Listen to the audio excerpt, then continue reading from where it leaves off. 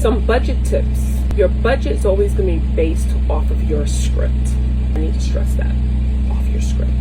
So depending on what you write, you're dictating what your budget's going to be. Doesn't matter how many hookups you have, doesn't matter if you're shooting at your mama's house, doesn't matter.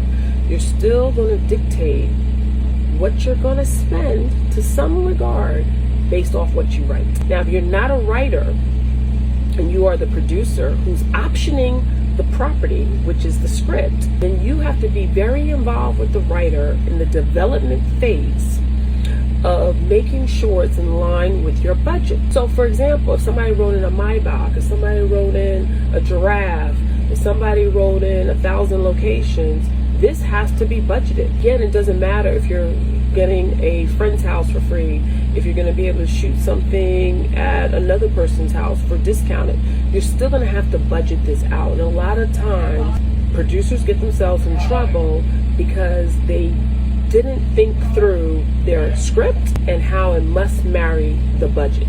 How big is your crew? Are you going to need trailers? How big is your cast?